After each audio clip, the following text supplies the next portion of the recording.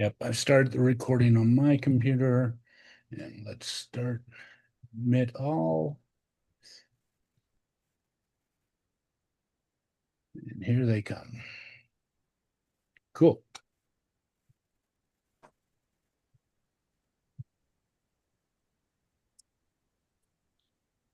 Hello.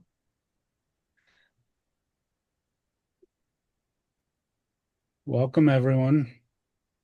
Hi, Stacy. Fatima. It's good to see you, Hal, tonight, too. And Jillian and Teresa. We're going to give a few more moments. Hello, Darlene. Hi. Robert. Sandy. We'll say this. Okay. So, come I don't notice my. There we go. Okay. Right. So just give everyone a few moments to arrive here tonight. I'm going to tell you, if this is your first time in one of my classes, this is the sixth in a series. They're very interactive. So I'm going to suggest you get comfortable with having your camera on. It's interactive in terms of what you want to get out of it. The more you put in, the more value you'll get out, and you create value for other people. So I've been so appreciative of seeing everyone's beautiful faces and all their contributions in this journey.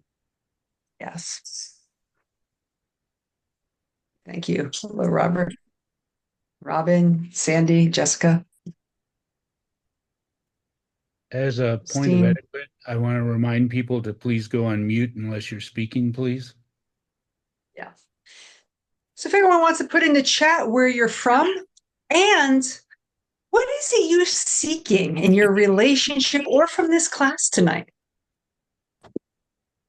What makes important to you? I'm coming from South Carolina, just so everybody knows. So just, where are you in the world? Chicago. Okay. Hi, Hal from Chicago. Just put in the chat where you're from. And if there's anything that brought you to this class tonight, what made you curious? What you'd like to learn when you heard about the description? Just stick it in the chat right now. We have 2 more minutes before everyone starts. Oh, Oregon, Sandy. Such a beautiful area out there. So beautiful. But it's that time of year everywhere, I sense. Right? South Carolina is blossoming. Jillian from Pennsylvania. Hi, welcome. It's nice to have East Coast and West Coast represented. And Hal, you're in the middle. So there you go. You're in Chicago.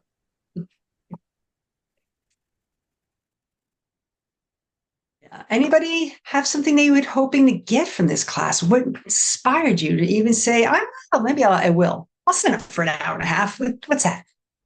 Maybe I can learn something. What's that? Something you hope to learn? Is there a relationship you have in mind? Put that in the chat.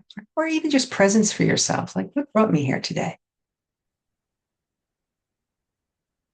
I'd like to learn. A question I've been wanting to ask a professional. This is your time. Joanna, welcome. I love whose ever emoji and name is heart. That's really cute. Never seen known that you could do that.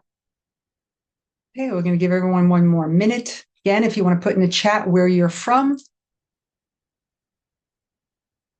And if there's anything that's inspiring you to be here this evening.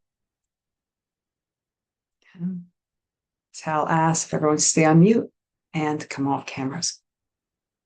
Okay. Wonderful.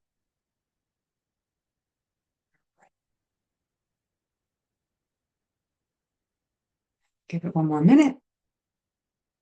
I know we're finally starting to hit summer here in South Carolina. It is getting warmer and warmer. Ooh, we got California in the house. Joanna from California, Bando Beach. That's a nice area. Welcome, Joanna.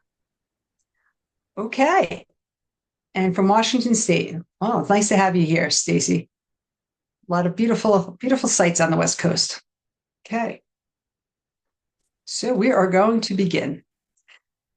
Good evening, everyone, and welcome to the Mastery of Loving, the Journey of Conscious Relationships. My name is Claudine Chiarmonte. This has been an extraordinary journey for me. This is our last in a 6-month journey. It started back in January. All of these recordings are available on my YouTube channel. Just go to Claudine Chiarmonte on YouTube, and you will find recordings 1 through 5 there if you'd like to build upon the learning. This is a very particular one. Tonight is on truth-telling, boundaries, and embodied desire. I've made a promise to everyone that we were going to talk about erotica, and it's a real important part of secure love.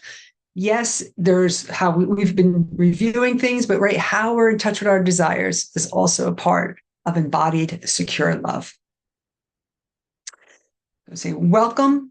I'm glad you're here. Something inspired you to be here tonight. I want you to keep that in mind.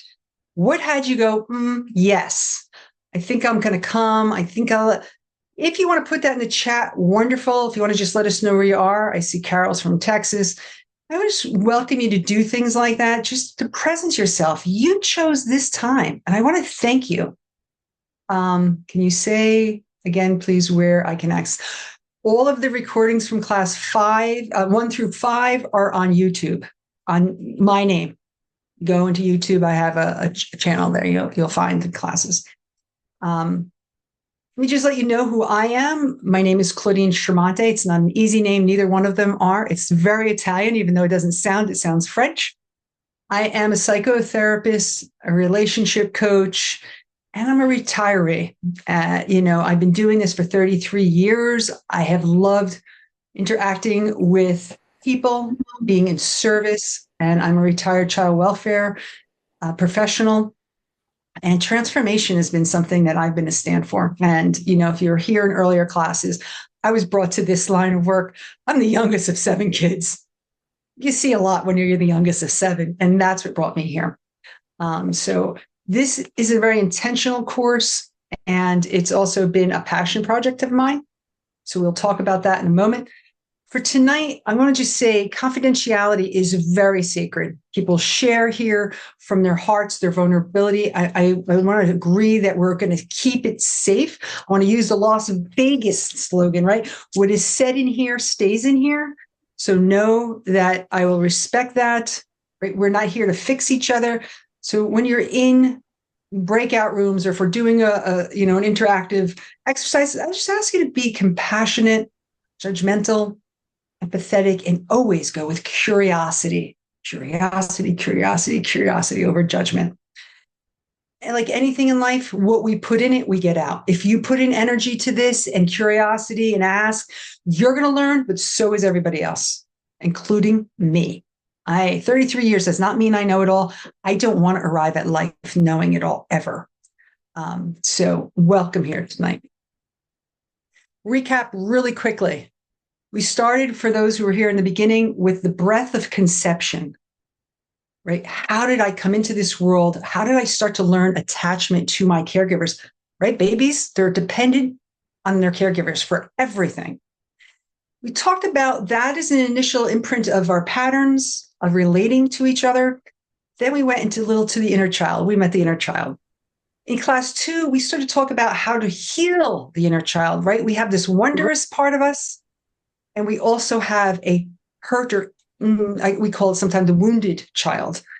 And we started to talk about our adolescent voice, right? Where we start to individuate from our family. We're starting to say peers are more important than our family. Acceptance, peer pressure, wanting to simulate and be like everyone else, right? This is a time of a new voice in us and a new way of relating, because we're not just relating in our family. Now we're at relating and putting importance outside.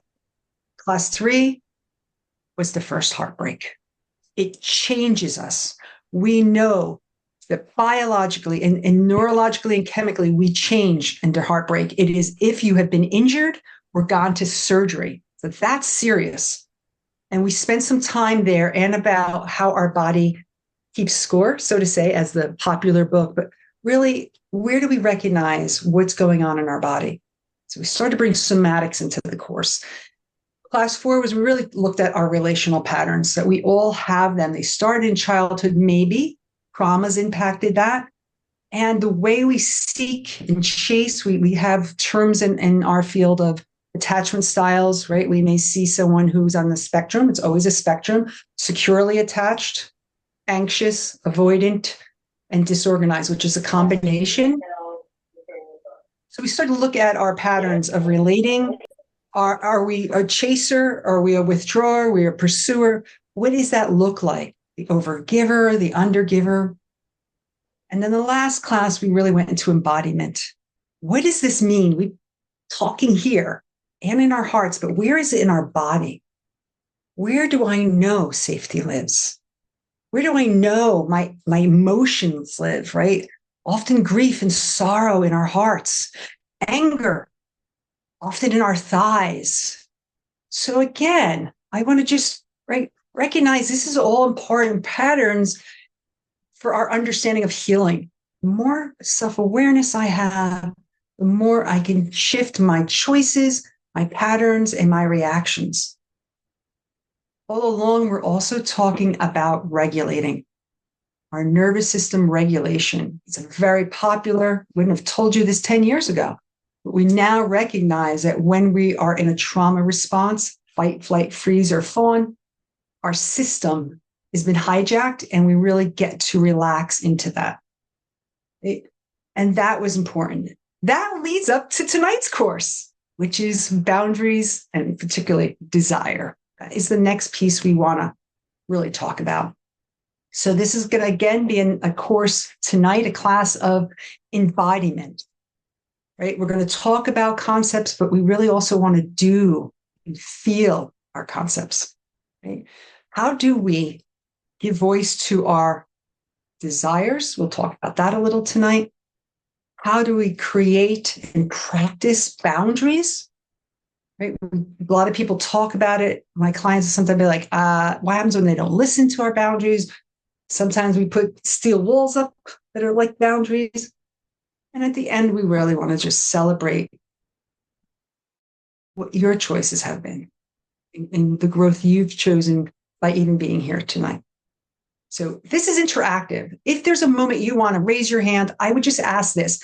Please just say, Stacy, I have a question. Or raise your hand, Hal, who's here, is a fellow breath worker and friend.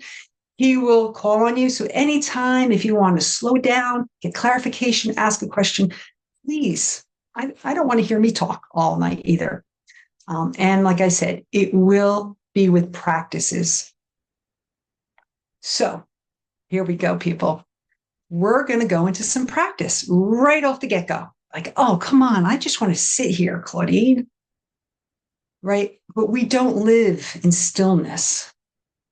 We may listen in stillness. We move. Our bodies and our emotions have movement to them. So I'd like to play some music. And I want to invite you into allowing your body just to sway with the music. A little fast-paced music. I didn't even realize I picked that. Just allow your body to move. Just notice whatever's present for you. This is an invitation right now. Come home. Come back to your temple. Be here. You don't have to do anything. You don't have to perform. You don't have to get this right. Just arrive here. Listen. And if you're feeling safe enough, I want to invite you to close your eyes just for this moment, only if it feels safe. If you're inspired, you want to let your body hear the music. If it has any desire to move, I would say allow your body to move. Even if it's a gentle sway.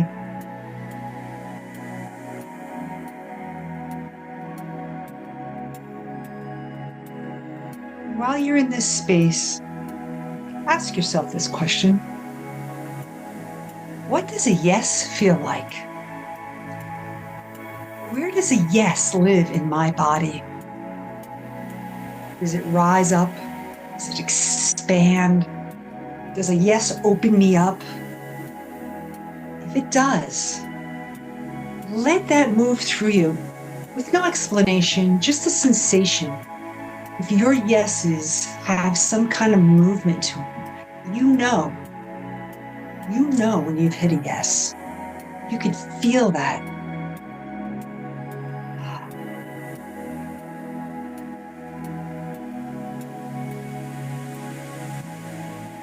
What does a yes feel like?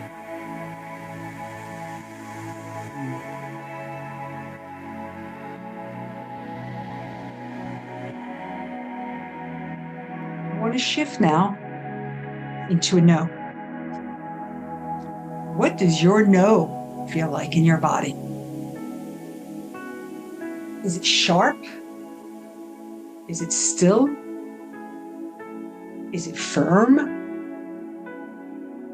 Is it rooted? Is it assured? Is it a knowing yes?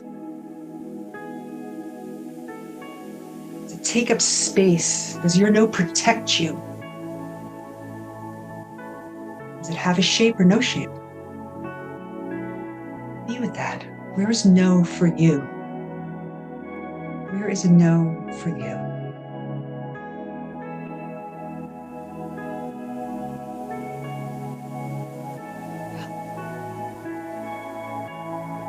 Where's that no?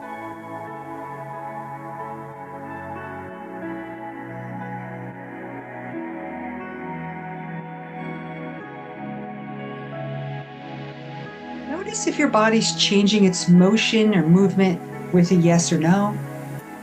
If your breath is changing when you think of a yes or no. Is a no more shallow? Maybe a yes is more shallow breathing for you. Notice if your body posture changed when you got to your nose.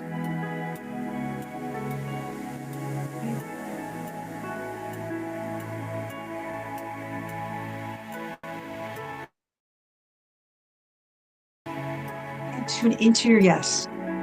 Does it feel like there's momentum in a yes? Feel upward.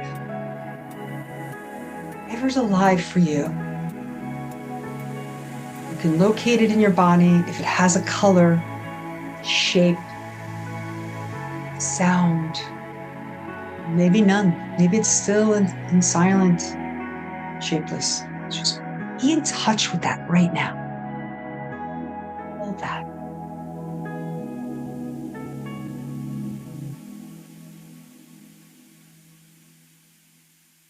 Go to the no. There's no grounding for you. You're sure of your no.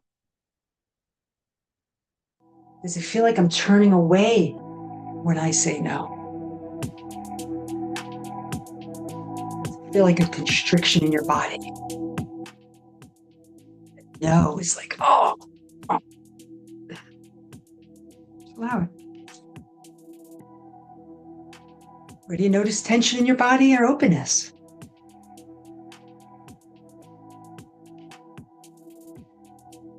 Let your body speak to you.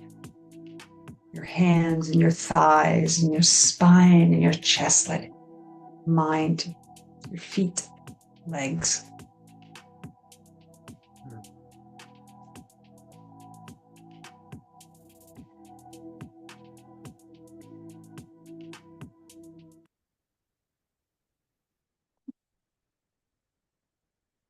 I want to give you a moment to be with yourself. And if you have a journal, I would say journal in it.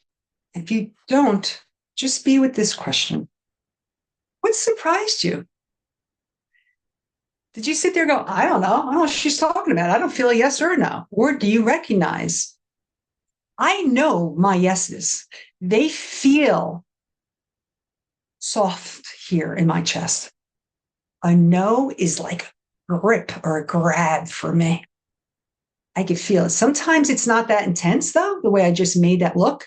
Sometimes it's this quick hit. Be with that for a moment. If you want to journal, journal it. But if there was any surprises for you, could you locate it? Could you connect to your yes and no? I'll give you a moment. I want to prepare you. I'm going to ask people if they'd like to share, but just be with it for a moment. Did you learn anything? Did you get surprised? Did you find it?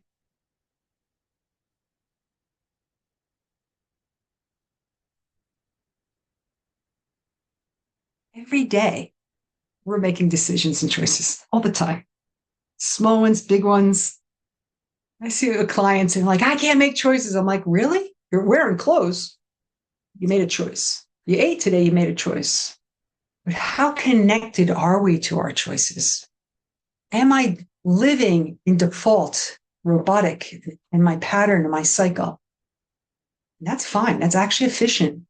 Where are the places I go, no, I'm going to slow it down and have intention. I'm going to choose and know what I'm choosing because I can recognize my yeses in my body and my no's. We will tonight talk about maybes later. I'm going to add maybes later. But for right now, it's yes and no.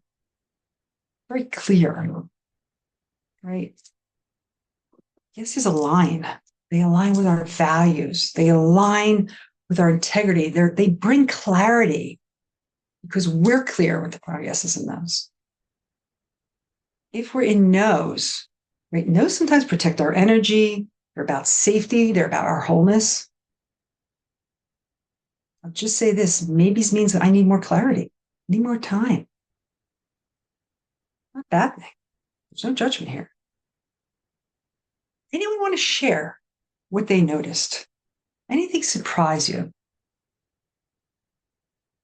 This is an important part of understanding our choices, even in relationships. Many clients have come to session and they know they said something that was going to be harmful.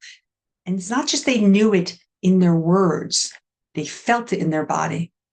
They knew that moment. It's gonna, damn. It just zinged him or her. Right? They know they harmed. Aaron, thank you for sharing. He said a yes felt light and a no felt heavy. Oh, I really appreciate that. Right? So I feel constriction with no's. Aaron is sharing that it has weight for him. Aaron, would you mind saying if that surprised you or you've known that about yourself, or did you get present to it tonight? I would Tara, go ahead, Aaron. I would say this is the first time I really consciously noticed it. Yeah, it almost felt like my breath was lighter when I was thinking yes, and then the nose, it almost just felt a little heavier. Like I was still trying to move. But yeah. Yeah, thank you. I really appreciate that. And that you're willing to do this and get in touch with that tonight here, because that's guiding. So I want to say this to you, Aaron, and anybody else. If you noticed an experience, that's your wisdom. When one want to know, like, oh, should I say this right now to my beloved? If you're feeling heaviness for you, Aaron, for me, I feel that little bit. In my heart, I know that it's no, don't say it. And if I choose, then I have to accept that there is a consequence. I am impacting someone. Can't then go, well, it's your fault. I said it. No, I chose it. I knew it. I knew this could be hurtful. Terry said a no felt much more and hard time connecting with a yes. Okay, I appreciate that, Terry.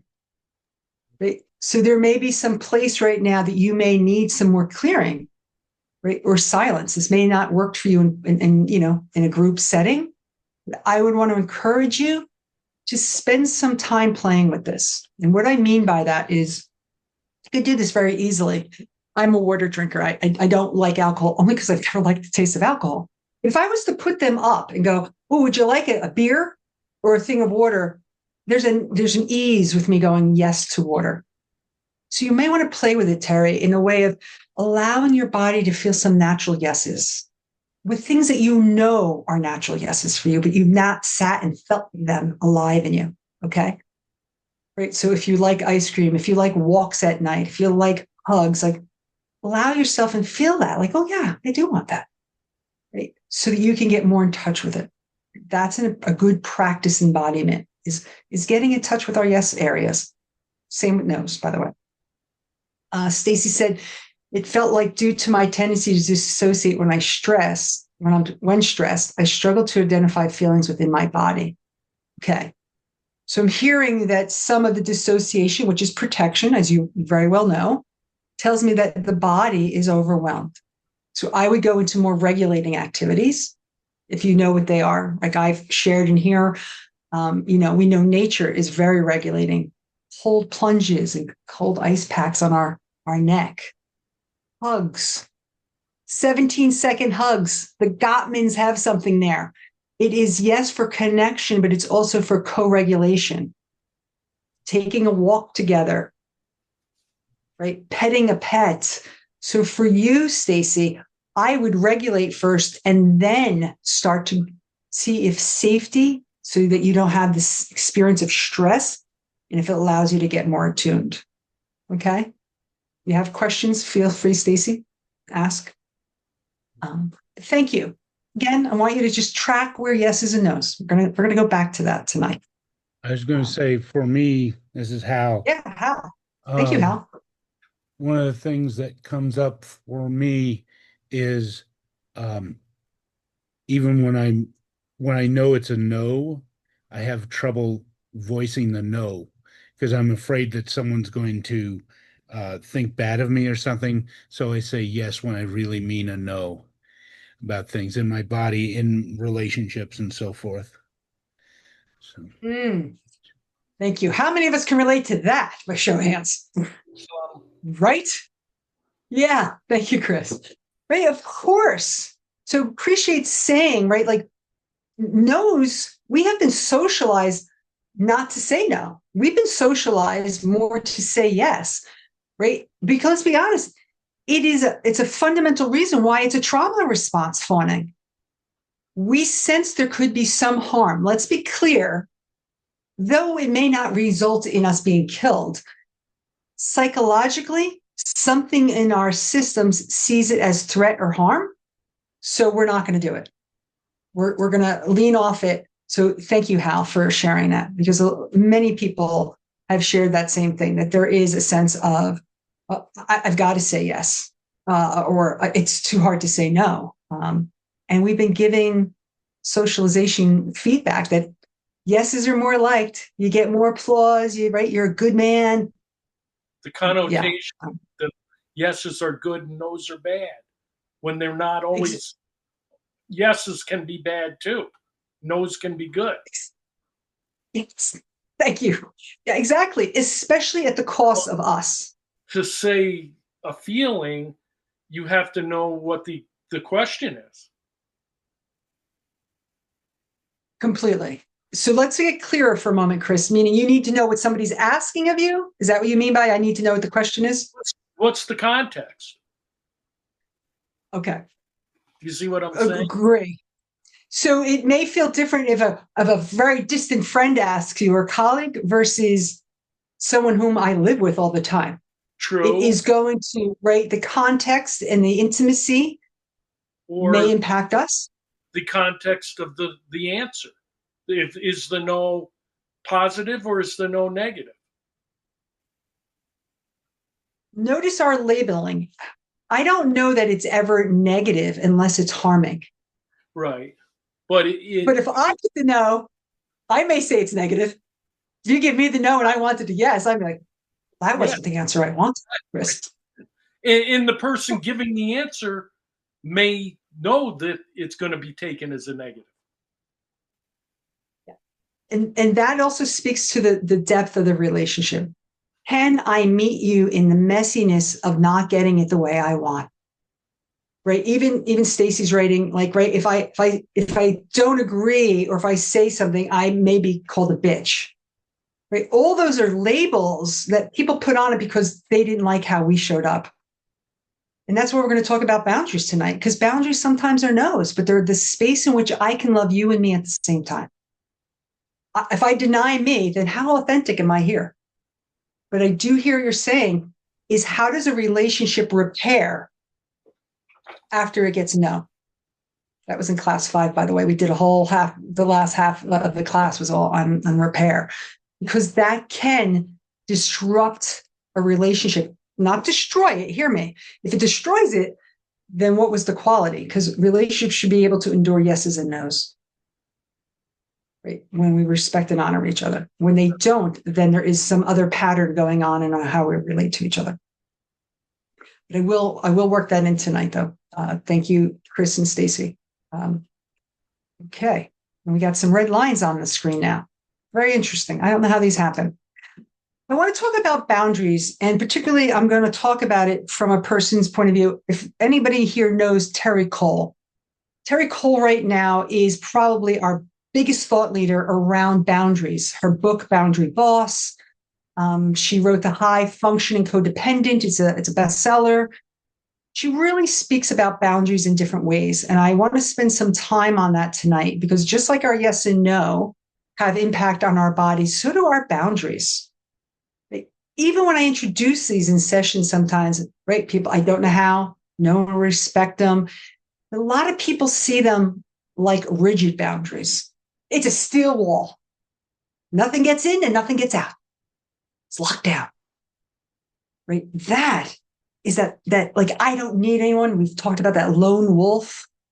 I don't need anyone. I can handle this. It's a person who may be resistant to vulnerability and intimacy, probably has had betrayal and trauma in their lives. In the steel wall, and I'm using that as an example, it's just a rigid boundary.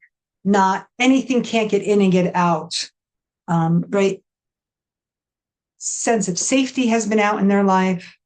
Hasn't been predictability and consistency, so they didn't know where harm was.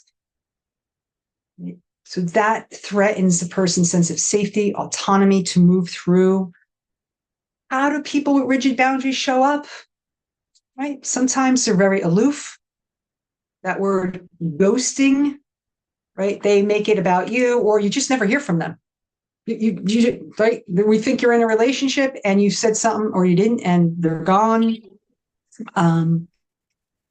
They avoid difficult conversations, right? They're not going to do intimacy. We're going to do the facts, man. We're just going to do the facts. Not going to go into the emotional place, right? Often they'll say, everything's fine. I'm good. Fine. Good. I want to just be clear. We may all move through all of these at one point in our lives, maybe even one point in a month. Rigid, porous, empowered, right? The rigid just doesn't have a lot of air. So, right, the relationship with yourself and others doesn't have the space to grow. But I would say, if you're doing that, what has you protecting yourself so strongly? You're blocking connection and intimacy. It's not a right or wrong. That means something has happened and occurred in your life that you've seen rigid boundaries as the only way to keep you separate from others and distinct and safe. There's a trauma that underlies that. I'm not here to tell you you can't live that way. I have in my own life at times. Still do. But it's context. Some people live as that's the way they move through their life. Just want you to be aware, right? There's something that has happened there that they're protecting themselves. That's how I see rigid walls. There is a need for such tight protection. Porous, it's just like it sounds. It has this ability, right? These are more open. You know, if you think about screen windows, they're porous. They allow in and out. But porous boundaries also can often show up as people-pleasing, meaning I want you to be in my life. Like, I don't want to put you out there. I'll bring you in here. Maybe I'm overgiving. I have difficulty saying no. I tolerate a lot. I don't know if anyone's ever heard this term. I pander. It's whatever you want. I'll do whatever you want. That's right. And then they want to pull back. No, what do you want tonight for dinner? I don't know. That is porous. That's very porous. Right? That's not stating your need. Right? There's that place where you feel like you're responsible for everybody. You can't be very exact about your own needs. Very much from like being probably parentified as a child. having to take care of people, or somebody wrote in here, people pleaser here, right? This is typical from a people pleaser place. And again, it's been reinforced. So we keep it. I've always joked, people, a perfectionist and a people pleaser in recovery, right? But that place is because I was told I had to perform. I had to earn love. So that's why our boundaries are so porous. We want to hold them, but if there's a threat to acceptance and love, we drop them. Whatever you want. Sure, whatever you want. I'll make the peace. Enneagram, I'm a 9. I'm a peacekeeper, peacemaker. Anything. I mean, that's what the role is of the seventh child in the family. Got to keep peace because I've read the family. So again, just want to think about it. Where's porous? Where may be overextending yourself?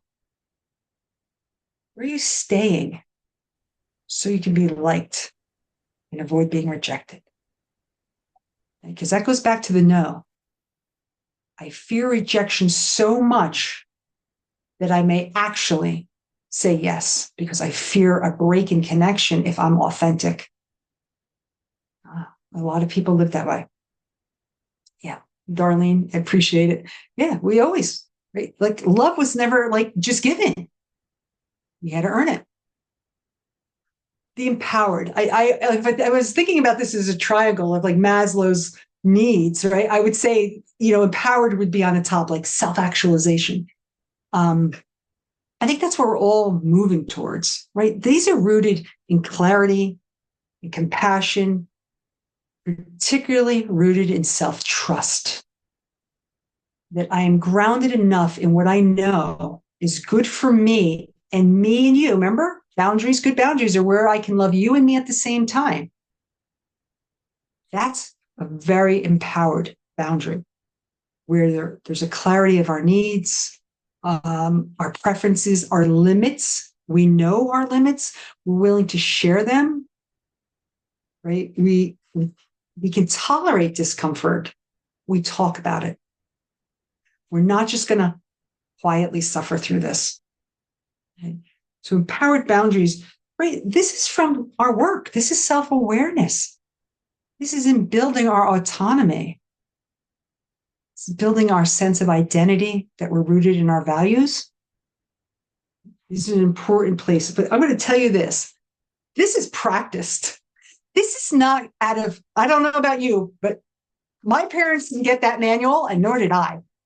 This is because we've learned this. This is not part of a lesson we got from mom and dad or from society.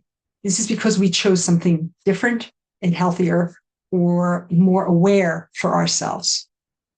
Okay. So we can say no without over-explaining. It's my motto this year. Say more with less. Over-explaining is a trauma response. And I mean that very respectfully. Right? If I feel someone can't handle my answer and I have to keep explaining, that's my anxiety. I fear rejection. I fear I'm not going to be understood. Right? That's not what we're talking about here. And this is from a very regulated, nervous system regulated space. This is an empowered choice people are doing to navigate difficult conversations and relationships. I see a question. In a relationship, do we need boundaries or can we negotiate? I'm going to tell you, I think they're actually the same. Negotiation leads to boundaries, Chris. Right. So listen, I'll give you an example. I'm from a very large family, as I just said. So some people are like, Claude, I prefer we have smaller gatherings. Yeah, but I have a large family. So we're negotiating. What does a holiday look like? What we create is a boundary then. When we agree and say we're only going to have the nuclear family, that in that moment, again, this is an empowered boundary. It came from clarity. It came from agreement. It came from a regulated state. So I believe negotiation equals an empowered boundary. If that makes sense to you, Chris. And if not, please feel free to come on screen. But again, I'm going to ask the question, where does compassion clearly define your boundaries inside you? Where do they not? This is a piece of self-work that you always will be arriving at. They're not fixed. Boundaries are not fixed. even rigid ones, but they're more fixed. We know that, rigid ones. Not empowered boundaries, right? You say so. You say so. I'm not saying you move it all the time. You're the defining of this. Hi, Nick. Glad you're here too. Could you repeat, please, what you said about over-explaining its trauma response? Yes. So part of it, when you think of a trauma response, right, fight, flight, freeze, or fawn. I'm assuming everyone knows what they are. Fight, pretty much, right? Flight, there's conflict, I'm out of here. Freeze is like the turtle. I shut down. I go into low, dorsal mode, very depressed, low energy. And fawning is people pleasing. I'll take care of that for you. Let me explain that. The reason I said no is this, right? It's a way of fawning or people pleasing is a way of trying to take care of the anxiety or threat that you see the other person could create in you. Now, I'm not saying this is a real threat. I'm not saying it's like a bear that's going to attack you, but even disappointment in a relationship is a threat to some people. So we explain in the hopes that they'll understand, that they won't hold it against us, that they'll still see us as good people, that we're still kind. We're doing that to take care of us, not to really get anything from this person, though we think we're doing that. Does that make sense, Stacey? So that's where, so just notice, where am I over-explaining? Because it's a sense that there's fear or anxiety that's running this. And I'm afraid of rejection or not being understood. So I'm going to keep explaining it. And often the person who's listening is never going to understand you. There's probably been a pattern in your relationship that they may not see you, hear you, value, or appreciate you. We're going to keep doing it in hopes that we get that. Hopes that we get that this time. So anybody want to share what they notice about themselves? Rigid, porous, empowered? I would be honest, I know I'm porous and empowered. I go back and forth. I'm still learning. I'm still working it, reworking it with people I thought I had worked it with. I just bought a retreat center. Like, we have lots of new boundaries we're creating here. It's so like it's evolving. Anyone want to put in the chat? Go on. Just tell us what did you notice when you reflect upon these three areas? Anybody? Richard? Porous? Empowered? No? Porous. Thank you, Chris. Most of us, this particular point, if you're here, my sense is there is some porousness in you.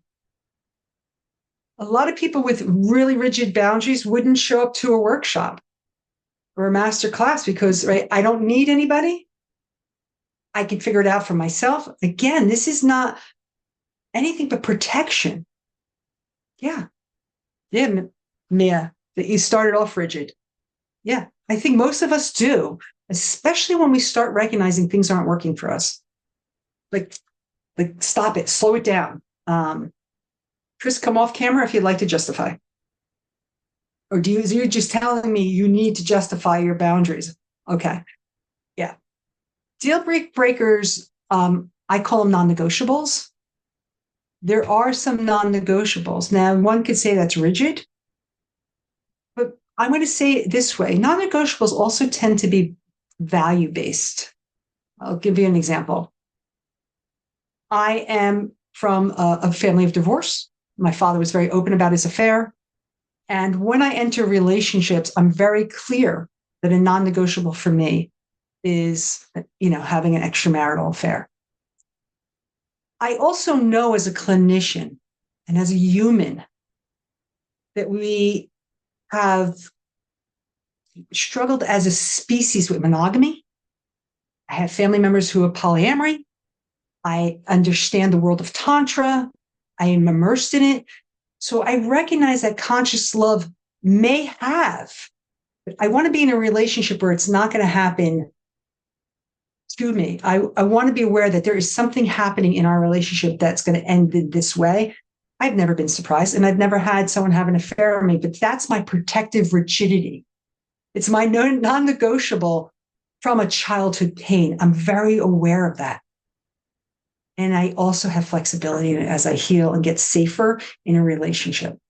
Does that make sense, Chris? Or Christine? I'm sorry, it was Christine who asked that question.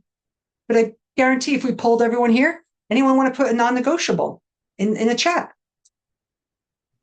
32 people here. Somebody's got to have some non-negotiables. Some people will say in sessions that they don't want to be cursed at. They don't want to be slapped. They don't want to be hit, harmed, threatened. Right? They want to be. Hal, if it's all right to speak up. Nope, did the wrong thing there. Okay. One of the rigid things that have been in my wife and I's relationship is our intimacy as we see it with each other. That to her, having sex outside of the marriage or with someone else was not the real problem.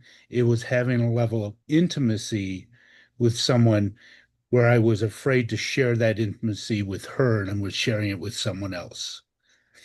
And we had to work through, we never have had that issue ever come up in reality, but it was something that very early on in our relationship we set as a very non-negotiable thing for us. And then today I'm working through stuff with my coach around trying to get more exercise, get more physically fit, more physically active. And one of the barriers I realize that I'm coming up against is afraid of being more virile and wanting more physically than what we are capable of if I become more physically fit. And having that discussion with her earlier today was an interesting thing of setting where are our boundaries at, what are we negotiating in that. And it was very interesting. We certainly, her comment was, I don't think that that will be an issue. I think that it will become more exciting for both of us if I do. But she's also willing to accept that we may need to negotiate if we get to that point. So that was a very new and interesting thing that I had not ever expected in our relationship. And we've been together for 28 years, I'm so excited. I'm excited for the idea that I'm going to use this word. You two could have that problem. Like that's one of those ones like, oh, I so help you do. But so thank you for the vulnerability of sharing that here with all of us. I know you, but not everyone here does. And that you're right, even at this point of this many years together, you're still recognizing what's coming up and choosing to share it. Yes. Because in that moment, what deep intimacy even this discussion had between the two of you, not just even the idea and that you were feeling that, but like, oh my gosh, you both made space for each other in that moment, expanded the space of the relationship. Whew, good. I'm looking forward to it. I'm looking forward to hearing how that goes. I do want to stop before we move on and take a moment. And if everyone, I know we're all sitting in different ways right now, can you practice different boundaries for a moment? You saw me do this a lot, right? This is definitely the rigid boundary. And I'm going to even add to it, right? The rigid boundary. I'll take that moment and just be like, yeah, right? Nothing's getting in here. Does I say so? I'm not breaking these arms apart. Give yourself a moment. Ask everyone to try a porous boundary. And we really usually embody that with this, like we're so overstretched. We're exposed. We're so much overexposed. We could start to maybe even collapse a bit. Yeah. The overgiving, the overextending. Very exposed here. We get hurt because we overgive. It's our choice, but right, that's what we know is these porous boundaries. When I think of the empowered boundary, I really have a desire to stand up, and I'm going to. I think of my Wonder Woman pose. I'm very clear that for me, this is very empowering. My hands on my hips, I can feel my feet planted on the ground. I'm here. I'm a tree. I'm not going to bend in quite the same way. I'm going to be flexible. I'm going to move. Just take a moment, right? Boundaries aren't about keeping people out. They're about protecting our inner world. Right? So we can stay connected. That's what boundaries are about. Our job is to protect the inner world. Like think of the inner child and the inner adolescent, our emotional landscape. That's our job. That's how we know we have safety. Right? When we can't take care of that inner landscape, we often don't experience safety. Okay.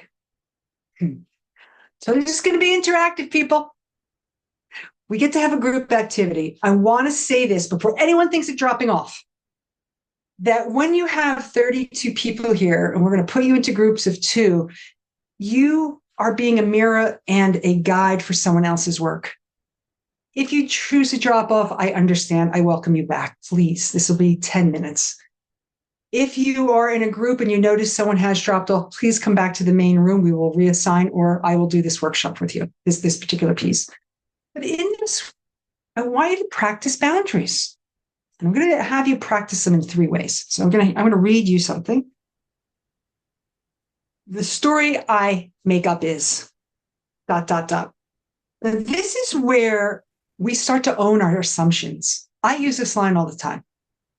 In sessions, I use it in my relationships. So the story I'm making up is you're actually uncomfortable with telling me no, so you're not answering me at all. Is it accurate? It's a story. It's an assumption, but I own it. I'm making it. I'm not putting my assumption out there and going, aha, I got you. Nope. I'm owning that I'm doing this. It actually softens both the other person and yourself. It doesn't do this to their relationship. It's a this. I own it. I made the story up.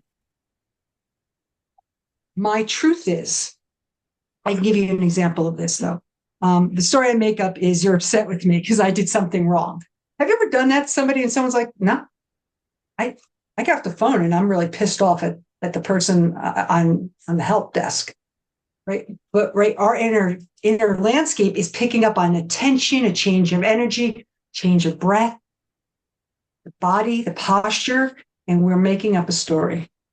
So instead of going, you're always in a bad mood. You seem like you're pissed tonight. Like, right, that pointing and that's where we go to this. I make up the story that you're pissed at me. Very different. Very different. You're not telling someone how they feel. You're not telling them who they are. You're giving space to explore. So I want you to do that. My truth is, now you can do this about anything, right? So when you go into dyads, right, we just want you to know a pattern in your life, a relationship, something that has happened in your day. Could you rework it and just say, yeah, the story I made up was whatever you made up. View it differently. My truth is, I felt disconnected when our plans changed, right? That's when you're starting to own your experience. This is my truth. Remember, because if I made up a story that you're mad and you're disconnected, the truth is, I got scared that we were not going to follow through with our night together. That's my truth. Vulnerability, authenticity. Again, I'm owning it. It's very clear. It's not about being right or wrong here. It's not about righteous. It's about being real. The last is what I need is. So this is where you're making the boundary or the request, right? It shifts from reactivity to responsibility. So what I need is, I need reassurance that we're okay right now. What I need is for us to make new plans if we can't go out tonight. What I need is a hug right now because I got myself really stressed out when I made my story up. Does that clear for people? It's these 3 prompts. Ultimately, I want you to get to what you own. Notice there's ownership in an assumption. My truth is my authenticity, and my need is my vulnerability. This is how we connect. This is right. Rigidity would be like, you are. You are defensive. You're wrong. There's no flow. The energy stopped. This is about how do we keep this deep connection. Story I make up is my truth is what I need is. So everybody ready to practice? Anyone have any questions? I don't see any hands raised. Okay. Hal, I'm going to ask you to bring everybody into breakout rooms. Again, if you don't stay in, I please ask you to come back. Respectfully, that's okay. But somebody else is depending on you to do some of the work tonight. So I just ask everyone to be open to that.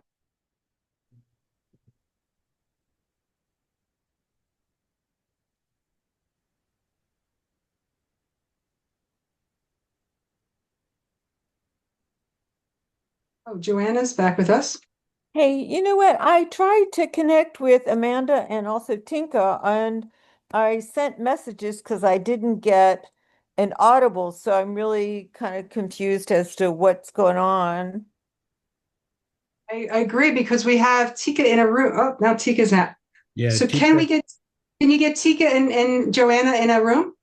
I will. Yeah, they were in a room and I wasn't sure if I was supposed to be if it was audible, so I sent her a message and I said, not sure what's going on.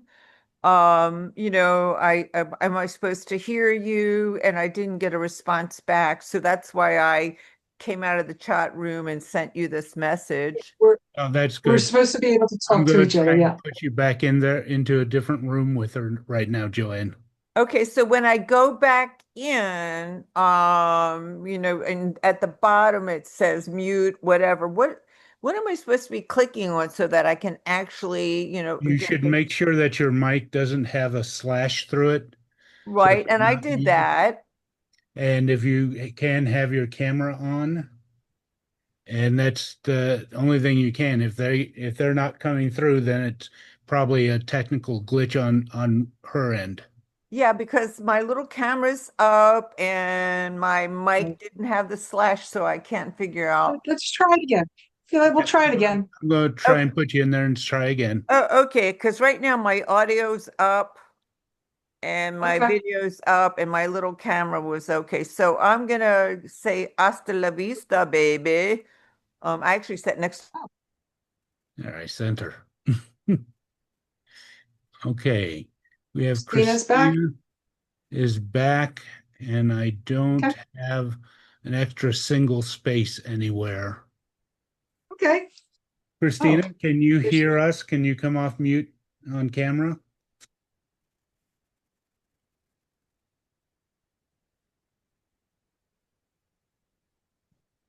There's a different Christine in 5. Christine, Hey, Christine. Christine, can you hear us? Please come off mute.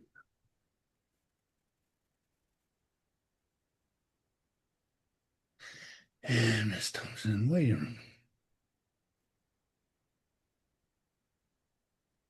All right, I'm going to send her and Miss Thompson to a room together and see how that goes. And I don't even know how many minutes we have at this point. We've got 20 seconds left in the second set of 4 minutes. Oh, then there's only 2-minute wrap. Should we give him a 2-minute wrap thing? Okay, all right. So, hey, Joanne. Hey, so here's the scoop on that. Tinky hears me, but she said she can't respond. Oh, sorry. Okay. We have a few moments. Do you want to practice? Story I make up, the truth is, and what I need is, Joanna? Well, I'll tell you what, I can do a life story. Long story short, at my father's funeral, my daughter had not seen her cousins for 7 years, and they went to a little coffee shop to spend time, and my hysterical sister chased them and told them to get out of the car. And what I needed from my sister was to allow them the ability to be together. But she had a So next Wednesday is the only good day. I can forego meditation. Anyway, the the long and the short of it was she got really crazy, expletives from my daughter, and what's the story you make up about that? That's the story about what happened, but like this is the emotional relationship between you and your sister then. right. What's the story you make up about with your sister that day? So the story is that there was major family conflict. Is that Okay. there was major family conflict. It was emotional day. And so then do I have to say what I felt I needed from that or what I said? What's the truth about that for you? My truth is, My truth or is that is, um, there was great hurt and disappointment. okay? And what do you need then? It was great hurt and disappointment. And what I needed was understanding. And Yeah. what I needed is understanding Coming back in 10 seconds for everyone. and Okay. understanding, and I needed understanding, and I actually wanted understanding for her, and I would never get an apology, but just an understanding, and for her Yeah. to kind of get where the day was. So I needed understanding and an apology. I'm also hearing that. Okay. Yeah, good luck with that one. Sorry, I don't mean to laugh. Right. It's not about getting good luck. It's about being truthful in the relationship. Right. Whether she can do it, you're right. Her capacity is not what we're talking about. It's your need. And do you know, All the rest is, I know, 18 years later, and she still hasn't gotten it. But anyway, yeah, you're right. yeah. Your sister may never, but doesn't mean you have to shift what your request of your need is. Your need may not change. Yeah. May not go there anymore for it though. Right. Yeah, I know. And that's why knows my favorite word. We can't go to this and expect like it's going to be a soft and furry. It's not. It's always going to be hard and metallic. Yeah, I get and it. that I think is a part of accepting, but that's the hard part too sometimes. And are we back? Yeah. Yep, we're back. Okay, we're back. Hi everyone. Thank you. Sorry about that, Joanna, and no, moving back and forth. Exactly. Like that. You know what? I really kind of didn't get the concept, so I'll be interested in hearing what other people say. I will be too. If it wasn't, I hope that people would have come back and asked. I'm asking everyone to either come off or come off camera, give me a hand raise. What was the hardest part of sharing in a boundary script for you? Was it the story you make up? Because right when we say that, we can't put it on the other person. There's no blame. Yeah. My truth is it the vulnerability of sharing your experience or the need of stating your boundary? Just curious if anyone is willing to share. What did you notice may have been the hardest part saying? And the follow-up question is, what felt most empowering for you to share or say? I'll share. Okay, thank you, Aaron. Yeah. I'll say the first prompt, the story I make up is, you the word that you attached with it is assumption. And you're right. The whole thing's an assumption. And what do we say about assumptions? They make an ass out of you and me. And just kind of sitting with that and going, damn, like, uh, it, it makes me feel awful just to put it lightly, just the story I make up is it's only in me, it's not necessarily the truth. Exactly. But we live by it. And I appreciate you're in touch with it, Aaron, because we go to wars on assumptions. We kill people based on assumptions. You're that, so you're bad. You're gay, so you have to be killed. Like, think about it. We're willing to fight someone we love based on assumption because we believe it's true. So thank you for sharing that. That it is a hard part. That's why using this makes it a lot easier. This line. Yeah. What was most empowering for you, Aaron, to say out of this? I think, well, I think what I need is probably the most empowering, but I think my truth is and what I need is tied together. Um, I think they're very much together, but I would say what I need is with the vulnerability is definitely like what I need is a safe space to be able to say what I need, you know? Very much. Yeah. And what my hope is for all of us is that you're the safe space. Because, right, I agree, relationships need to co-create safety. But if I wait for you to be safe so then I'll be safe, we're farming out our safety. I hope that we're all in a relationship where we can still carry our own sense of safety. Right? That's how we make a safe relationship. Not you bring safety, Aaron, and I'll just wait for you to bring it. No. I'm just saying there's moments of safety and less safety. But great. Thank you for sharing that. It was really a powerful share. Anyone else like to do that?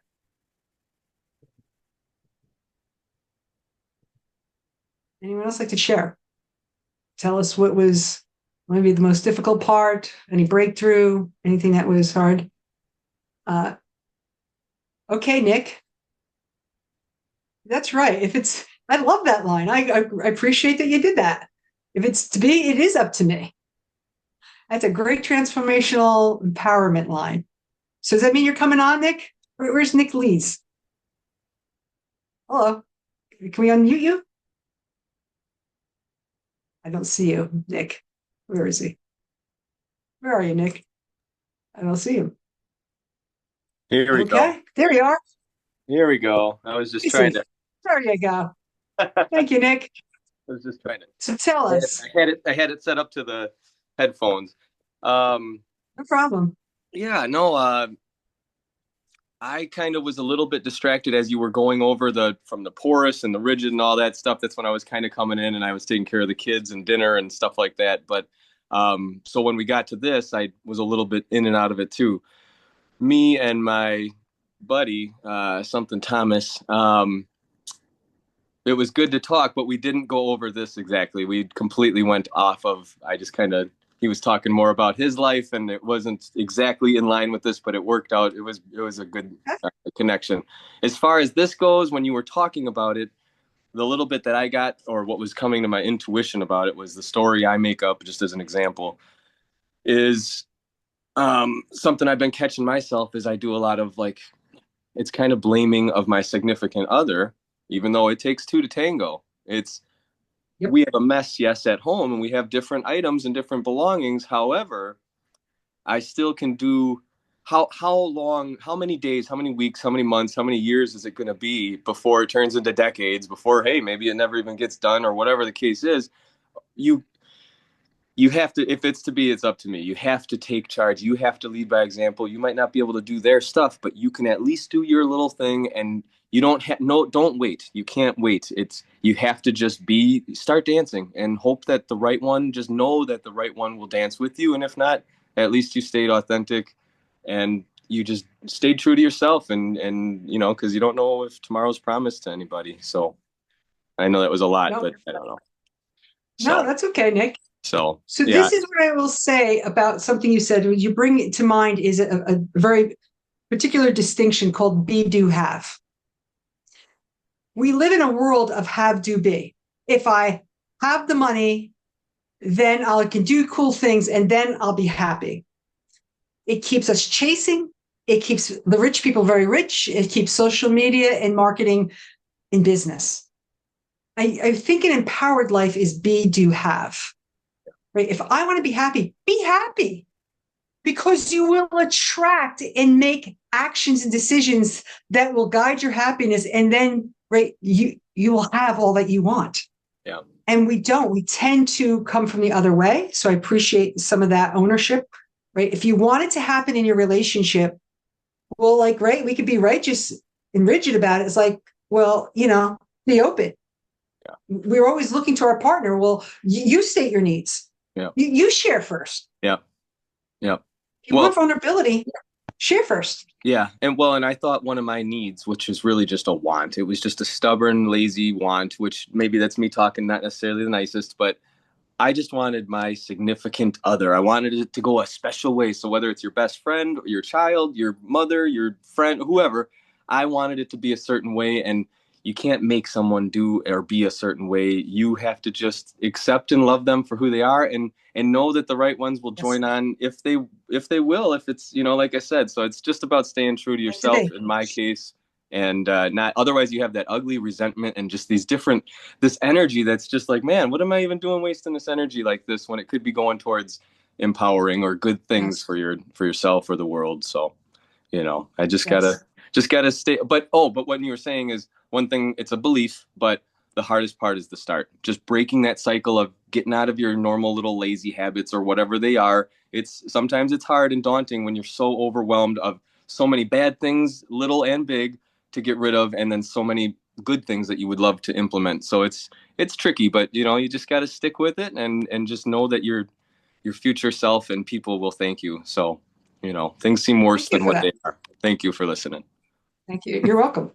Right. So there's empowering things in what, Nick just shared, which is really, right, we get to be the catalyst of the thing that we want to see happen in the world. Like Gandhi said that too, right? Right. We get to be the peace we want to see in the world. It's the same in our relationships. But again, if we go from a trauma reactivity, we're outside ourselves blaming, looking for validation out there. We're not starting here.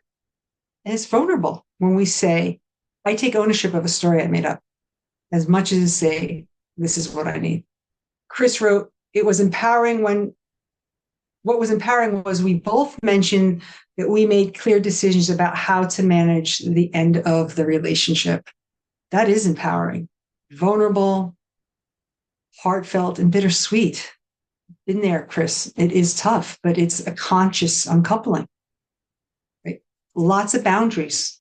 We have to face the stories we've made up in our relationship, right? And really own whether our needs could be met there or not. So thank you for sharing that. Safety, definitely important. Thank you for adding that, Darlene. Is there anybody else who wanted to share? Then we're going to move on. Okay. Feel free anytime. Yes. I wasn't here for it, but I think what would be the hardest for me is what I need is. I know my story so well.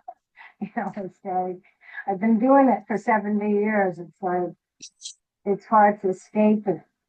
What I need. What makes need? What makes that hard? What I need is. Can you share that with us? Like, what makes that? A place of vulnerability. It's a place of that person might say to me, well, forget it. But, that's just off the wall. I can't do that. Or whatever, it's like I'm making up the story again of what possibly could happen. Yeah. Thank you, Susie. I appreciate that. You speak to the human element, though. It's the fear of rejection. Right. It's the fear of not being met. Right. I got my need out there. And that's the authentic life, that it's not that you will complete me, but you will hear me. Right. That you will meet me in that space. A need expressed as not need, it's every time it's going to be a need met. That's the vulnerability of living and being in a relationship. So thank you, Susie, for presencing that. The reason we did boundaries first is you're going to see that in the next slide. Because this is the area, that boundaries are really important. And I've promised all along that we will be talking about erotica in our last class. The embodiment of yet another important part of how do we relate that is shaped by our culture, our family, our traumas, our life, what we think about ourselves, what we allow. So I want to bring in desire. This is work that is based on the erotic blueprints. If people have watched Miss Gaia, I highly, highly recommend, whether you're in relationship or not, that you take your erotic blueprint quiz. It's on her website. If anybody has watched Love, Sex, and Goop, I recommend that to almost every one of my couples that I counsel and coach.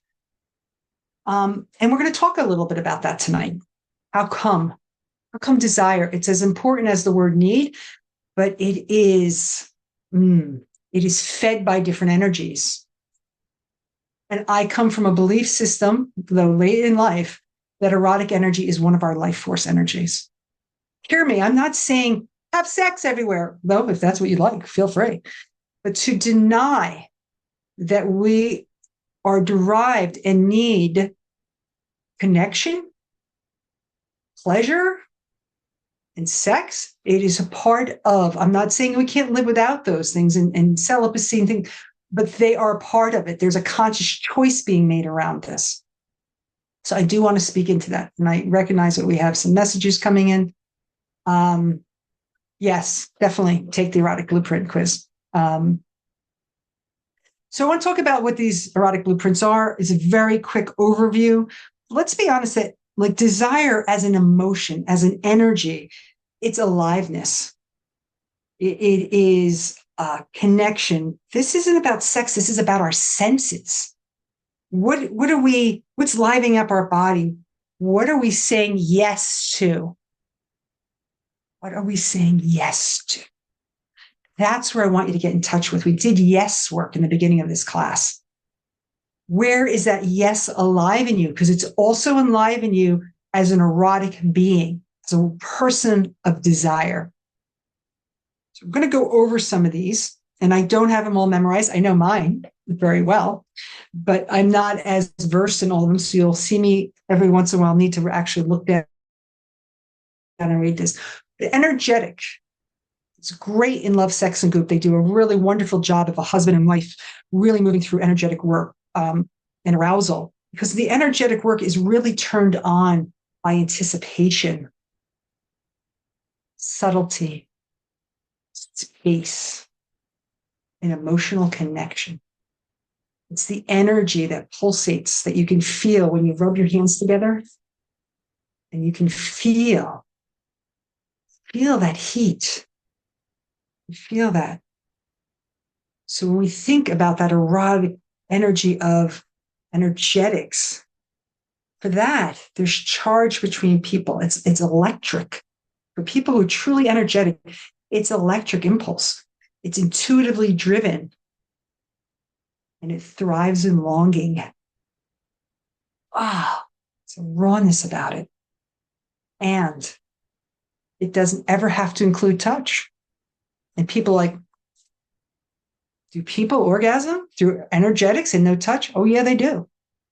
That's how powerful it is for someone who's in tune to being an energetic being. But remember, it's energy, it's anticipation, it's subtlety.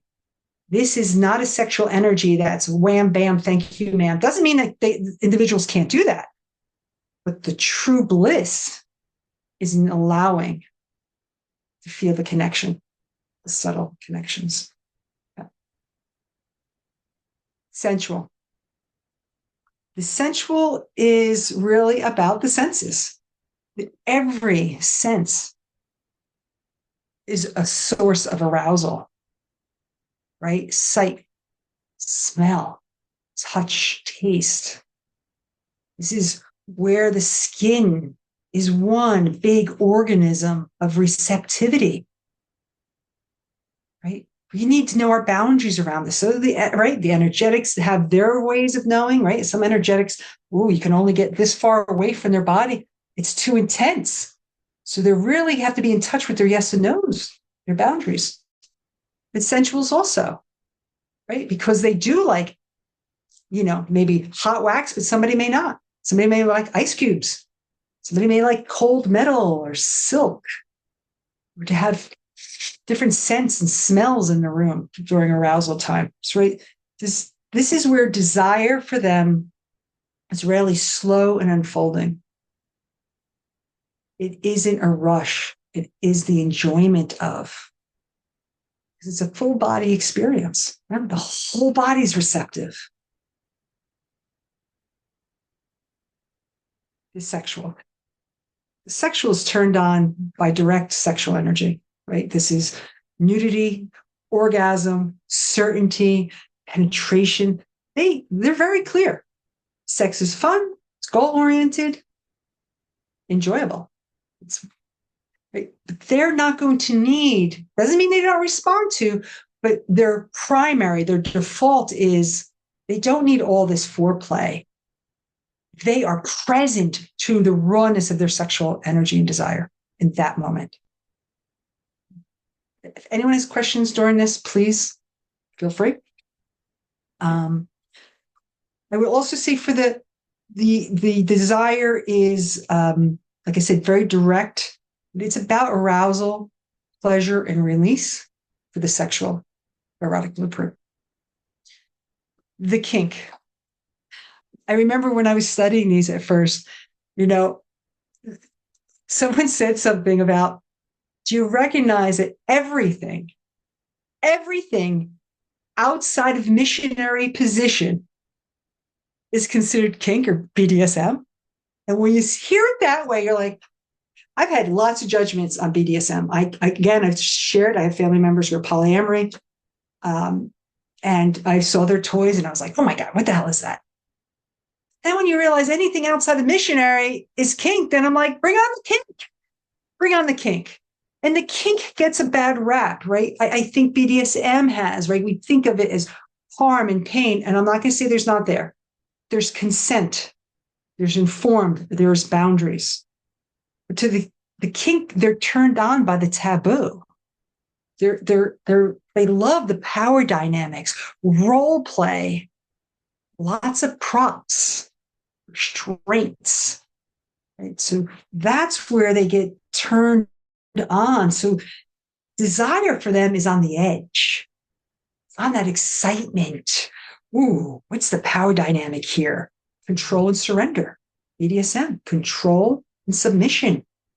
This is where the kink is there. Now, remember, this can also be power and control dynamic, psychological or physical.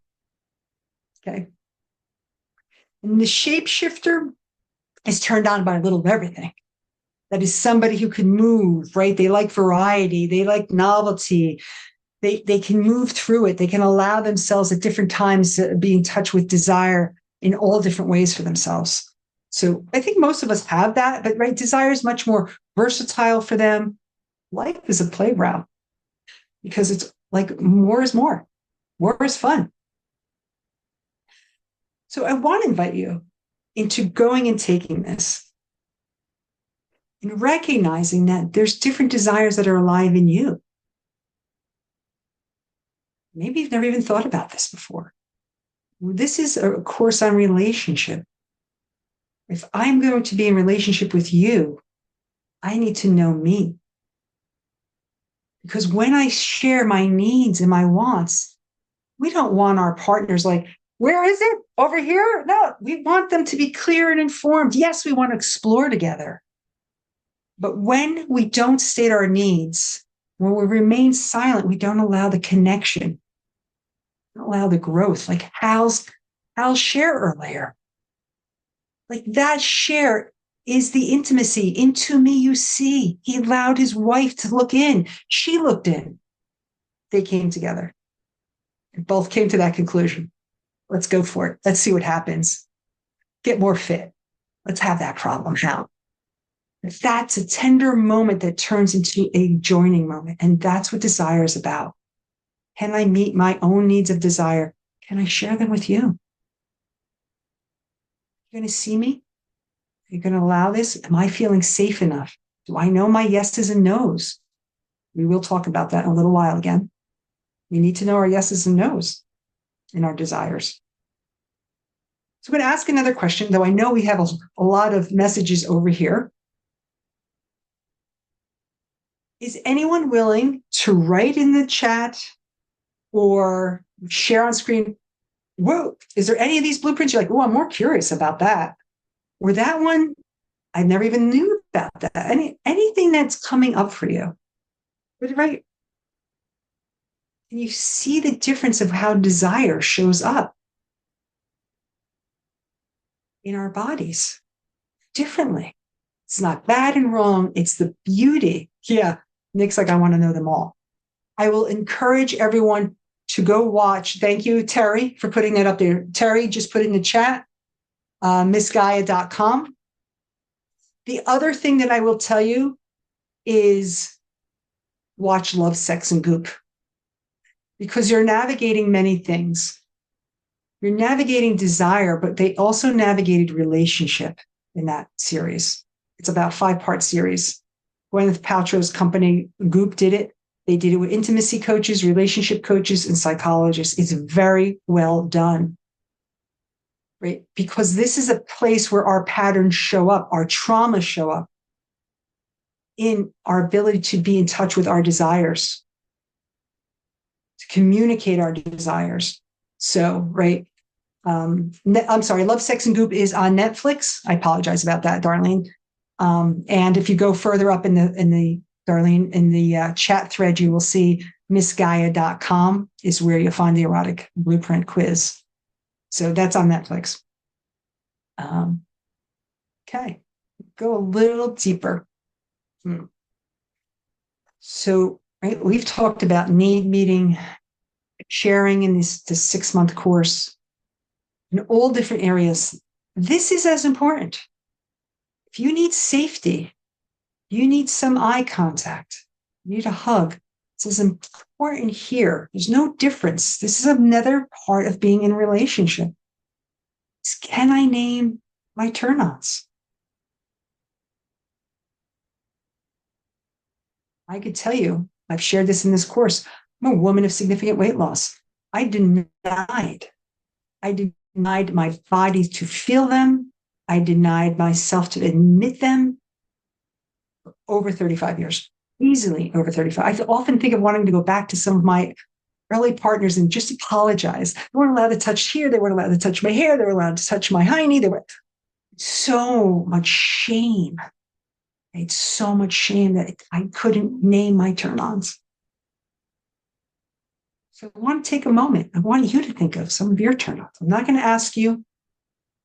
If you want to share a turn-on, I will encourage you, but you're not going to be forced to. Think about naming your turn-ons with clarity. At 58 years old, I know I'm a sensual. I'm an energetic sensual. I so desire touch, all kinds of fun touch. That's me showing up empowered and grounded in my relationships and safe here. Right? Just as much I would say is, I need a hug. I'd like you to cook dinner tomorrow night. Right? Like, these are how we do it. Think about what helps you feel safe when you're expressing your desires.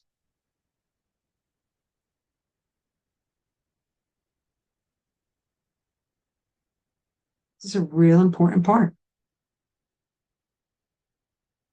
Yeah. Right. Energetics may feel ashamed of not wanting touch, right? Like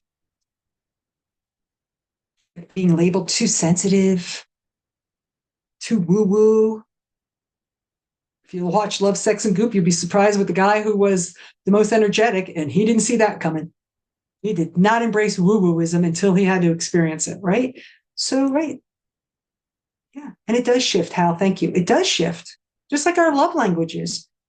I will say our love language, like we've shared in one of our classes, reflects the void we have. I wasn't given enough praise. I wasn't acknowledged and validated as a child.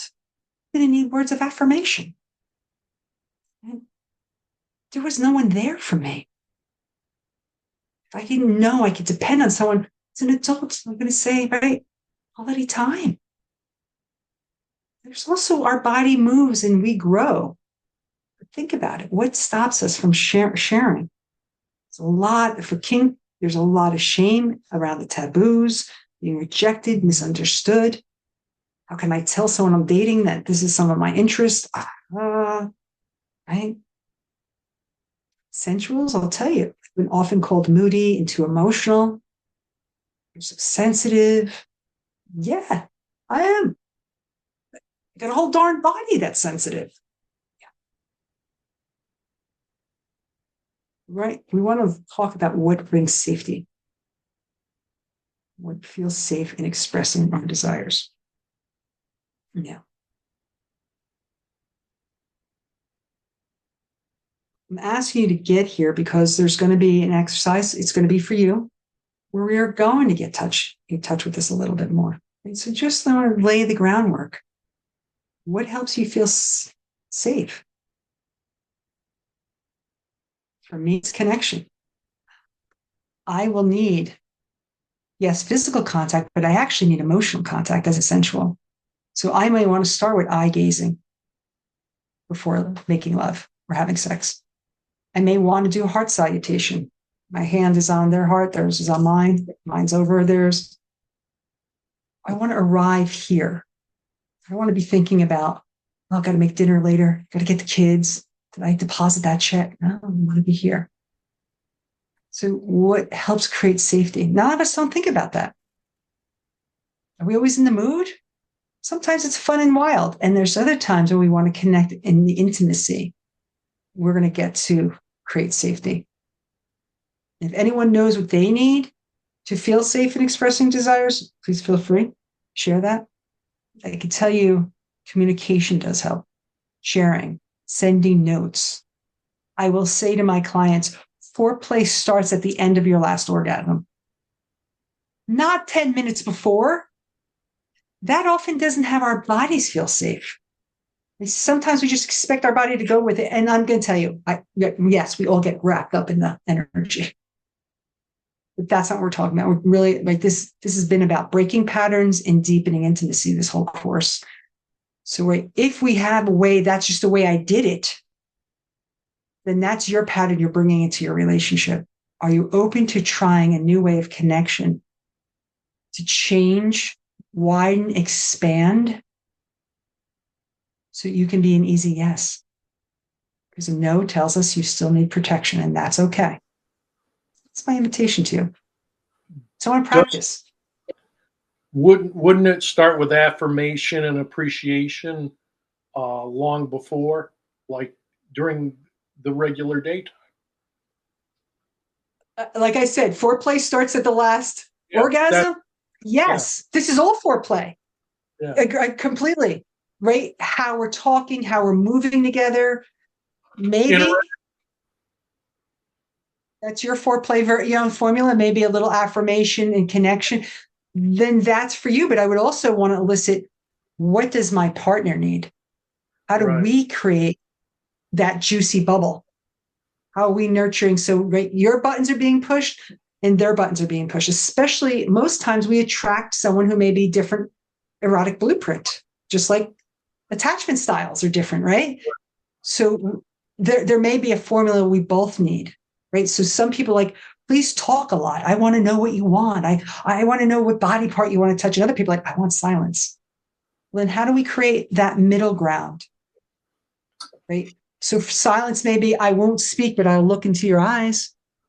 Yeah, but I'm going to ask you, to start the conversation, maybe erotically or talk dirty to me. Yeah. Good. I thought I was interrupting you, Chris. No, I was listening. Okay. Because you were supporting what I was saying in a way. Yeah. Yep. But I really want you to all think about, what have you been afraid to ask for? What have I been afraid to ask for? I know in my adult life I have been, right? But often it's a contraction of our pattern of relating to each other. I'm a pursuer energy. I attract distancers, right? So that has me, right, sometimes worried. If I ask too much, they may leave away, or ask someone to initiate because, again, I'm the pursuer, I'll initiate. Right? It's taken me years to start having those conversations because otherwise I just keep repeating. And the dance of our relationship is going to play out in our sex life. It does. Right? And yet sex also has a primal function of release and stress. Yes, but we're talking about it also in the context of intimacy. and erotica and conscious relationships. I have a quote somewhere. Oh, it's not in here. Sex is a practice and a prayer to God. Right? In that sense that it's beyond just the human pleasure, that when we unite in conscious sexual erotic connection, it is a practice and a prayer to source, God, universe, Allah, however you see it. Think about that. So if I'm afraid to ask, then I can't join in that union. So if anything comes out of tonight, I want everyone to think about, what haven't I asked for? Because here's where we're going to get to in a bit. So my wish for you is to get in touch with your longing, right? Longing is not a lack. Longing is the space, the sacred space from the moment the desire ignites and the distance to reuniting with it. That could be short, it could be long, it could be intense, it could be really long magnitude. Like that is alive and pulsating energy, right? The yearning, the wanting. It's creative energy. Let me just be very honest with you. It's a lot of creative energy mixed in our erotic energy. It's longing and passion. I know that, Hal, you're someone who writes a lot on yearning. I've had the pleasure of reading many of your posts, right? What am I acknowledging about this? What do I yearn for? What is my body craving? What am I anticipating, calling forward to me? Right? What do you think about that? What do I want? Can I say it without an apology? I don't want to apologize. So, where have you been denying your desires? Is that keeping you safe? Is it keeping you likable? Keeping you from being rejected? I honor all those reasons. I hope you do too, with compassion. Right? But my wish for you is to state what you yearn for without apology. Because you know you're being witnessed by someone who can handle it. Maybe meet it, maybe not, but say together, let's get there, babe. I don't know a thing about what the hell this woman's talking about tonight, but let's go on that website. Let's figure this shit out. Because that's when we move together. Or you bring it to yourself. Know you and bring that to a relationship. Breathe in that together. So, has everyone got a journal again? I'm going to give you a question because I'm not going to have you come on screen. Again, you're welcome to share anything you want in the chat here. And I recognized these are sensitive areas. These have been areas we have been socialized to deny. I love my family. I am from a Mideastern family, say Mediterranean, Sicilian and Syrian. These were not open families in the sense that we spoke about desires. My mother would not let us do any folding of undergarments above the table. I'm not kidding you. They have to be down here. So no one would see anybody's undergarments. There's 9 people in our family when we were growing up. Right? That was how she was shaped. Her mother told her that was shameful. So that was the message I was given. I was told that my body was disgusting. So I knew shame. I'd be damned if I'd let myself have desire and longing because it would just been another level of rejection. So notice where you have been given messages culturally, family, yourself to you, by your peers, by society, that it's not okay. We shouldn't let them know. There's games we play between our genders or in our relationships. It's not safe. If I state my desire, then if something happens to me, it's my fault. Yeah. The shame around sensuality, Christine, is that often there is an idea that you're needy too much. You need something different that takes slower. It's more sensitive. It's not so fast paced. And so there's some judgment and shame around that they may need, and right, and people who have a strong sensuality may not be reactive to someone who's like, let's get in bed and go. So foreplay may be much longer for the sensual than it will be for sexual. If that makes sense. If let me know, Christine, if that makes sense to you. Right? It's not shaming, but it could be shamed. And often that's why a sensual won't always share that, because there's been some judgments, even that we hold against ourselves. All right. So I'm going to ask you to name something. I want you to take a moment and breathe for a moment, all of us together. So I'm going to invite us into a 4, 6, 7 breath, which means we're going to inhale for 4, we're going to hold for 6, and we're going to exhale for 7. Invite you to do it in through your nose, out through your mouth. So we'll do it together on the count of 3. 1, 2, 3. In through your nose for 4. Hold for 6. Exhale for 7 through your mouth. One more time together. Inhale on 3, 2, 3. Breathe it for 4. Hold for 6. Exhale for 7.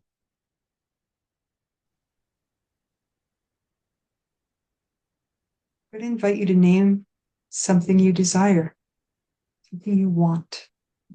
Don't have to say it out loud. There's no shame. This is to yourself.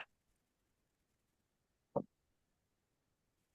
all we're getting in touch with right now.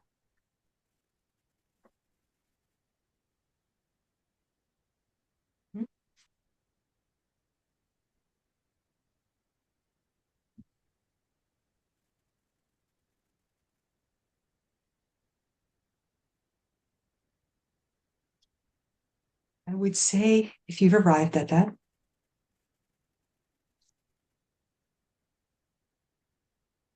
today I give myself permission to want blank. You could say that to yourself. Today, give myself permission to want whatever desire or want you can.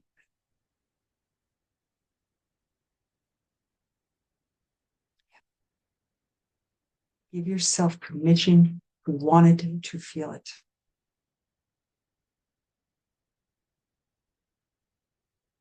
The truth is that desire is alive in you. If you're in relationship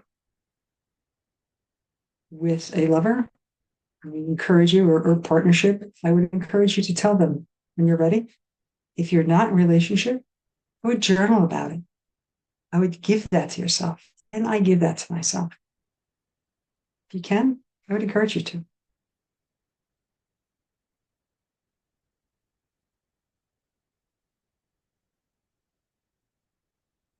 Thank you for hanging with me, everybody. One last exercise. It's going to go back to yes and no. Remember the beginning of the class? We spent time. Where was your yes? Aaron talked about it being light. His breathing was even lighter.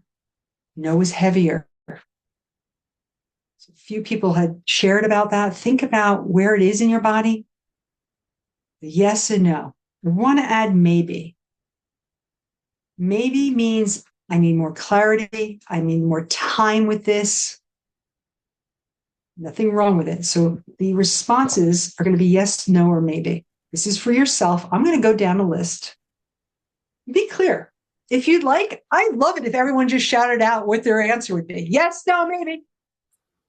No one's going to even know it's you. So the invitation is to use your voice. That's part of practice. So people say, like, I don't know if I can do that, Claude. Just like affirmations, you may want to go in front of a mirror and just like, I want to be touched softly on my back. If I can't say that to somebody I'm in relationship with, start practicing it. So if you want to practice tonight, yes, no, maybe. Okay. Yes, no, maybe. You could close your eyes, you could stand, you could do whatever you'd like as I read these. Your response inside is, can I get in touch with my yes, my no, and if not, my maybe? To be held in silence without any explanation. Yes. Yes. Yes. Thank you for who answered. To receive consistent check-ins from a partner or friend. Yes. Yes. Yes. Yes. Yeah. Yeah, I like hearing those voices. To cry in front of somebody and feel safe in doing so. Yes. Yes. Yes. Maybe. Okay, I appreciate that. To ask for reassurance when I feel insecure. Definitely yes. Yes. For Yes. sure. For sure. I like that one. For sure. Whoever said that. To be seen fully, messy, raw, and radiant. Yes. Yes. Yes. Maybe. Maybe. Okay. To say no without guilt. Yes. Yes. Yeah. Yes. Yeah. To slowly be touched with care and presence. Yes. Yes. Yeah. To have a partner explore my body without rushing. Yes. Yes. Yeah. Yes. Yeah. Yes. To be the one who leads in bed. Ooh. Yes. Yes. Yes, and no. So- I'm a both on that one. Sometimes. Sometimes. Yeah, that wasn't a response. That's why I went yes and no. To express my fantasies without judgment. Yes. Yes. Yes. To be No. teased. No. Okay. It wouldn't be Don't fantasy. share them then. I want it for real. I don't want fantasies. To be teased and built up with anticipation. Yes. Maybe. Okay. To be spoken to with erotic reverence. Ooh. Yeah. Yes. Yes. Yes. May you both, everybody on this call someday experience somebody revering your body, your genitalia, like they are the luckiest freaking people in the world to have the opportunity to see, taste, and touch you. Period. That's not a question, by the way. I'm just what I wish for you. To say exactly what I want without apology. Yes. Yes. Yes. Yes. To stop explaining myself when I set a boundary. Yes. Yes. Yeah. I can't do it. Yeah. To express my feelings without shame or regret. Yes. Yes. Yes. Yeah. To try something new. Yes. Maybe. Yeah. To try something new. Yeah. Yeah. Yes. To flirt without it needing to go anywhere. Yes. Yes. No. Yeah. I love Chris. I know it's your voice now. I just know your voice. It's I gotten would me in say this. trouble. I'm sure it has. Right. I would say this as a woman who has been bullied for my body size and who has been heckled pretty badly, especially in my 20s and 30s. I would wish for everyone to walk down the street also with not being objectified. Mm-hmm. It's very different than saying to a woman or man, I find you very handsome. Right. Right. Yes. Very different than someone walking by and blurting, I need to take you to dinner. Like, it's not. By the way, that is not always very boasting of the ego. Just going to put that out there. To role play a different version of myself. Yes. I enjoy doing that. Friends of mine know never to travel with me because I will make up names and make up stories. It's fun. Yeah. You'll never be Hal. If I see you in Wisconsin, you won't be Hal. At one point or another, I'll call you something different. To be worshipped or to worship. Yes. Yes. Yes. Yes. Yes. Exactly. To explore different erotic blueprints. Yes. Yes. Yes. Yeah. I guess. So this is the part where I would ask if people are willing to share. Which things felt easier for you to say yes to? Which ones were the things that were hard to say no to? I'm just curious if anyone's recognizing what was coming up. In these last 2 or 3 slides, we talked about erotica. Then I asked you a list of questions. Yeah. Be well, Terry. Right.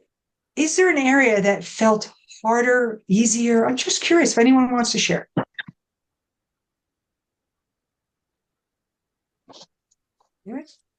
The whole time, did you make up the questions? I made up a good majority of them. Okay, because I felt they were designed to say yes to. So notice that for you, because I will tell you, did anyone say no to some things? I said maybe to some. Yep.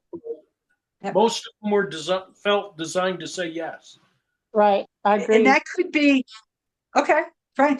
And I could tell you some of these questions will grant a no for someone who has not given themselves permission to even think about being worshipped, to think about not to lead in bed, and they're much more of someone who's a withdrawer. That may be huge conception. That's like, no way. But I appreciate that. You and someone else said it was easier. Say it. I'm glad. I look forward to finding out what you create in your life, Chris. Is how I come back to the fact that sometimes I might not be willing to say no. I'll say yes because I'm afraid of being outed or shamed or whatever. But I mean, certainly for myself, there have been a number of things that have been coming up for me recently that it's like they are things for my wife and I to talk about and explore more because they are not something that we have done in the past. They're something new. Yep. I appreciate that, Hal. Thank you. Yeah. I appreciate, right? We're always exploring and expanding. And so there may be that yes energy, and will you act on that? That's the invitation tonight. If you notice a yes, are you actually doing that and allowing it? Or, wow, I'm a yes, but I haven't. Right. How can I create that? How can I create that then in my life? Well, the whole that you went through, it was insightful. How many people actually look at this and talk about this with their? That's what I get from you, is you're bringing this to us and saying, how many people actually realize this, talk about it, and explore it? Very few. Very few, Chris. And right, as much as we talk about attachment, we talk about our wounds. Right. This is as much as important as our communication style, our boundaries, our co-regulating, how we're going to express our needs. Erotic peace in a relationship that nobody even knows. Well, 2, there's your attachment style in childhood wounds, and then there's this. Nobody ever, when you're married, this is not something you don't even bring to the forefront. No. And notice though, right, I see you're a mature man. Since we're probably similar ages, I also wasn't taught this. I wasn't even taught this in school, and I have certifications here, right? It isn't even something that, right? It's only coming more out. And I want to say, though I've never seen the movie, 50 Shades of Grey, whether you like BDSM or not, has opened up a new conversation in America that we have not had before. It allowed wives to finally admit that they were reading this information, because that's who made that popular, that book, were women. They did. And yet, oh my God, we don't talk about it. Oh my God, I don't want my husband to know that. What? Right, but that's why we have series now like this, Love, Sex, and Goop. That's why there's a series on Netflix called The Pleasure Room, because we have been denying it for years. And when we're cut off and repressed from a very important side of us, we're not fully alive, and it leaks out in other ways. Right. I'm not saying, but it's our wholeness. It creates part of our wholeness. Other issues. It certainly does. And you can see I have passion around every area. As people who have been part of this course know that I speak into many of my areas with passion. I'm aware of our time, and I'm really about keeping people in my word, and integrity is very important to me. But this is where I'd have you go in self-reflection. Is right, what truth do I want to live into? Let's be honest about what desire I feared naming tonight. Not to here, to us, to yourself, to your partner, to your beloved. What fear and old story does desire bring up in me? Like, I know I'm very shaped by my Mideastern family. I'm always coming up against that. And I don't mean that in a negative way, but I will say it is important for me to continue to push an edge that was very repressed. My grandmother was taken from a convent, arranged marriage. She was miserable. So sex was a very negative connotation in my childhood. That's how they referred to it. So I got shaped by that. It had me live in a story that didn't have me own my desire. And I want to be in touch with my yeses and nos. So what truth is alive in you? What do you want to live in? If you've been here for one class or you've been here for all of them, I just can't thank you enough. I will tell you, it has been a journey for me. And tonight, I want to ask you to make a declaration. There's power.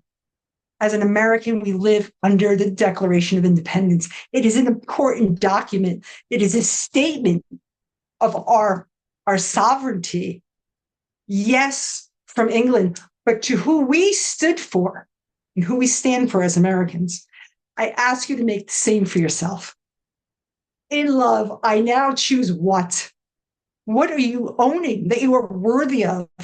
Yes, you know your patterns. Maybe you don't know them all. Please go watch my other videos. What you're healing does not limit you to what you deserve. So in love, I now choose to be seen, heard, valued, and appreciated. That's who I am. And I look forward to whoever is ready to meet me in that place. Because I am ready in time, not yet, I'm still healing, to meet somebody in that place. So that's my final invitation to you.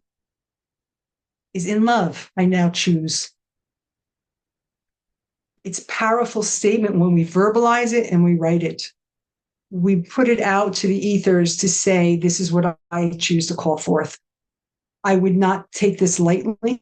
I would welcome you all to Tuesday. Oh, I love that people are doing this. In love, I now choose to be seen, heard, valued, and appreciated. Way to go. Thank you, Nick. Right. I would encourage everyone to do this. If you liked what you had experienced here tonight over these last 6 courses, I really would invite you to talk to me. I have a coaching program. It's 12-week program. It's really more transformational. Everything that we did in this course, yes, we're going to go to our wounds. We're going to talk about our attachment, really about embodying safety, embodying regulating practices, communication, repair with ourselves and everyone we're in relationship with. If that interests you, curious, please, I love that one, Nick, to be fully expressed. Feel free.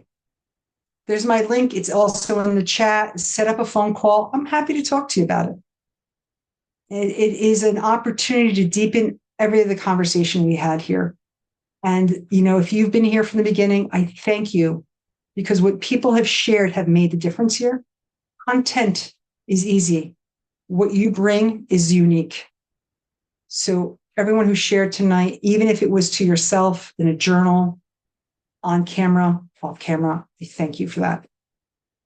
It's been my gift and my honor.